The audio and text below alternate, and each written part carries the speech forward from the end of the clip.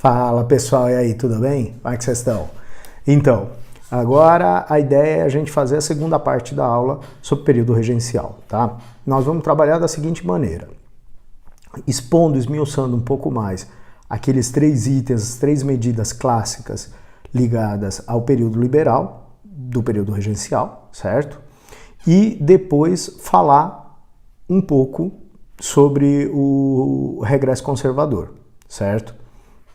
Em que medida? Na medida em que eu vou passar para vocês, na verdade já está à disposição de vocês, a posição clássica, né, a visão mais tradicional, mais clássica sobre o regresso conservador e, na verdade, o que eu trago para vocês é um trecho do trabalho da Miriam Downikoff, no Pacto Imperial, em que ela busca dar uma outra interpretação que, na verdade, já tem dado mais frutos do que desde a época que ela produziu esse trabalho dela, certo? Então, vamos lá. Primeira questão, em relação à Guarda Nacional. Eu trouxe extratos para vocês do História Geral do Brasil, né, coordenado, organizado pela Maria Ieda Linhares, para tratar primeiro da Guarda Nacional, depois do Código Criminal e, por último, do ato adicional, aquilo que a gente já tinha pontuado na aula passada, certo? Então agora a gente vai esmiuçar um pouco melhor e vai trabalhar com a ideia do regresso conservador, tá? Então, quais são... Vamos tentar esmiuçar um pouco mais essas medidas. Primeiro, Guarda Nacional, eu já falei isso, en passant, de passagem durante as aulas, mas é sempre bom a gente reforçar. A Guarda Nacional, na realidade, vai surgir como um braço armado da elite, certo? Que, como vocês vão acompanhar no trecho que eu selecionei para vocês terem uma visão um pouco mais precisa sobre qual era a visão sobre o Exército ele era tido como o Exército, em relação à independência do Brasil, era tido como um exército pouco profissional. Os quadros deles eram muito deficitários. Então você tinha 2 críticas principais. O Exército carecia, estou falando do século XIX, tá? No século XIX, o Exército carecia de uma profissionalização que, na verdade, vai se consolidar especialmente com a Guerra do Paraguai, tá? Quando a gente chegar nesse momento, eu vou pegar alguns trechos de um trabalho do Zé Murilo de Carvalho sobre as Forças Armadas no Brasil, para a gente poder desenvolver melhor essa ideia da profissionalização em relação à Guerra do Paraguai. Mas a ideia era a seguinte, primeiro, era um exército com deficiências. Quais eram as principais? Sob o olhar da elite política da época, certo? De meados do século XIX. A ideia era, o exército, ele não é um exército profissional, instrumentalizado, pensado para manter a estrutura social e econômica brasileira. Tá? Então essa era uma das principais, esse é um dos principais problemas apontados. Segundo, a cooptação, ou seja, a arregimentação de soldados se davam nas camadas mais baixas da sociedade, e isso era visto com desprezo pela elite brasileira. Então, na verdade, você tinha um preconceito em relação ao Exército pelos quadros do Exército terem que recorrer sempre à camada mais baixa da população, portanto, eram pessoas de baixa formação ou nenhuma formação, que não enxergavam no Exército como será depois uma carreira, um meio de ascensão social, né? Neste momento, você servir ao Exército era uma função extremamente complicada. Os saldos, né, os soldos, o pagamento dos soldados eram muito baixos e isso geralmente fazia com que as tropas, com que os soldados se revoltassem em determinados momentos. Isso fez com que parte da elite política brasileira enxergasse um perigo potencial no exército. Então, qual foi a ideia da elite política? Criar, especialmente a vinculada aos liberais, criar uma força armada a serviço que tivesse ligada diretamente à elite proprietária de terras, certo? Então, o que a gente vai ter? Vai ter a formação da Guarda Nacional, mais ou menos como foi pontuado aí, como sonhando-se com uma milícia cidadã em que os proprietários teriam as patentes e se entrariam na Guarda Nacional. Então seria uma guarda armada paralela que realmente atendesse às necessidades da elite proprietária de terras, certo? E, consequentemente, da elite política que buscava integrar os seus interesses às demais elites nacionais, certo? Segundo item importante, Código Criminal. Aqui vai fazer uma grande diferença, e é por isso que eu esmiucei, eu peguei um trecho do livro em que, de maneira extenuante, o autor coloca ponto a ponto quais eram as prescrições, quais eram as atribuições do juiz de paz. Por quê? O juiz de paz, ele vai ser uma figura que vai ganhar destaque nesse momento do período regencial e vai ter aquilo que em diversos trabalhos aparece como superpoderes. Ou seja, qual é a ideia? A ideia é que esse juiz de paz, ele acumularia atribuições de tal forma que se tornaria uma chave para a administração local e regional e, portanto, não é à toa que deu muito problema o exercício do juizado de paz. Tá? Ele já existia, mas vai ser revestido de outros caráteres, conseguindo um poder absolutamente impensável antes. Tá? Então, por último, vamos falar do quê? Do ato adicional, de 1834. Então, o ato adicional, ele vai materializar um anseio, ele vai concretizar um anseio da elite política da época, que era aumentar a autonomia provincial de tal forma que as elites regionais se incorporassem no Estado. Ou seja, a ideia qual era? Era essa imagem que existia na cabeça dos liberais que buscaram implantar esse sistema.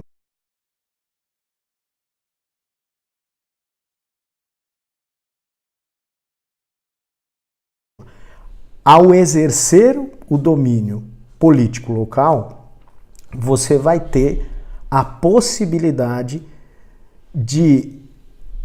da própria elite regional criar situações que beneficiem a si. Então a ideia era a seguinte: em um país continental como o Brasil, de proporções gigantescas, as elites regionais elas tinham interesses diversificados. E a ideia era promover a autonomia relativa dessas províncias, de tal forma que as províncias conseguissem determinar em que medida seu interesse ou seus interesses seriam atendidos, qual era a hierarquia entre os seus interesses, o que eles iam atender primeiro, o que deixariam para depois e assim por diante, certo? O ato adicional, na verdade, vai permitir essa transformação, principalmente através da criação das assembleias legislativas nas regiões, nas províncias. Então, essa Assembleia Legislativa, ela vai ter, por atribuição, fazer um link, num primeiro momento, entre o governo geral, o regional e o municipal. Então, a ideia é que essa Assembleia Provincial, ela acabasse coordenando a participação desde a elite na sua localidade, passando pela elite regional, chegando à elite nacional. Tá? Na realidade, antecipando um pouco a aula que nós teremos, a gente pode dizer o seguinte: na realidade, a implantação desse projeto, especialmente a partir de 35, né, materializado em 35 até 37, não vai ter os resultados que essa elite liberal pretendia. Por quê? Vamos lá, ponto por ponto. A Guarda Nacional vai acabar servindo como instrumento de dominação dos mandonismos locais, dando origem a algo muito que é marcante na história brasileira, que é a ideia do coronelismo. Nós vamos explorar um pouco mais isso com um texto muito interessante do José Murilo de Carvalho, tá? Mas a ideia basicamente é essa. A Guarda Nacional, especialmente antes da revisão conservadora, vai acabar caindo na mão de coronéis, né, de mandões locais que tinham poder político e econômico, e isso vai acabar gerando guerras nas localidades, utilizando inclusive armamentos, em que esses coronéis acabavam impondo uma ordem privada que vai, na verdade, acabar caracterizando parte da sociedade brasileira daí para frente. Segundo item, Código Criminal. A ideia é o juiz de paz, exatamente como acabou de ser dito em relação à Guarda Nacional, o juiz de paz com superpoderes vai acabar sendo um joguete, um marionete na mão dos grandes proprietários de terra. Então, na verdade, controlar o cargo de delegado e controlar o cargo de juiz de paz fazia com que determinados proprietários rurais acabassem impondo sua ordem, sua visão, seus interesses sobre os demais. Obviamente, isso não acontecia sem briga. Então, para consolidar, para tentar consolidar, depois para consolidar os seus interesses, isso gerava lutas entre grupos, entre famílias, que muitas vezes acabaram sob o manto da divisão entre liberais e conservadores, coisa que hoje em dia passa por uma revisão bem grande. Por último, ato adicional de 34. A ideia era justamente incorporar as frações da elite, os grupos de elite, desde nacional até o municipal, para dentro do Estado. Qual é o problema nesse sentido? O problema é que, de novo, você tinha um grande problema com as assembleias legislativas aprovando cargos, salários, aposentadorias e daí por diante, entrando em conflito com as determinações, por exemplo, da Constituição ou de regimentos que ordenavam o Estado, certo? Então você começou a ter uma quantidade gigantesca de disputas em relação, por exemplo, a tributos ou a cobrança de impostos, ou até mesmo em relação às aposentadorias, que passaram a se multiplicar por conta dos cargos que essas assembleias provinciais estavam criando, certo? Então, muito bem. Rapidamente, regresso conservador. Qual é a ideia tradicional? O regresso conservador é a subida, o desgaste dos liberais. O Feijó renuncia porque pelo acúmulo de tensões, pelo acúmulo de revoltas, ele percebe o perigo de desmembramento do território brasileiro e, portanto, ele renuncia para tentar, na verdade, ele ameaça renunciar se os liberais nas localidades não cedessem e o Brasil voltasse a ter ordem dentro do seu Estado-nação. Isso não acontece, o Feijó renuncia, sobe o Marquês de Olinda, de caráter conservador, e em tese essa é a ideia, que ele vai desfazer tudo aquilo que tinha sido feito pelos liberais. Então qual é a ideia? A Guarda Nacional, a venda de patentes vai ter que passar pelo governo geral, né? pelo Estado, né? Pela cabeça do Estado. O Código Criminal, o juiz de paz vai ter suas atribuições diminuídas, de tal forma que ele não consiga executar sozinho uma série de questões que estavam levando a problemas nas localidades, em guerras entre grupos.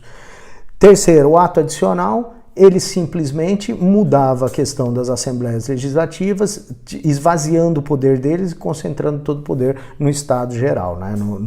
na cabeça do Estado. O que acontece? A Miriam é uma das que aponta, vocês podem ver pelo trecho que eu selecionei para vocês, mas a Miriam é uma das que aponta que isso não ocorreu dessa forma. Na realidade, os próprios liberais perceberam que as medidas que tinham tomado tinham excedido os limites e, portanto, trazia uma série de problemas para o Estado-nação, para o Estado brasileiro.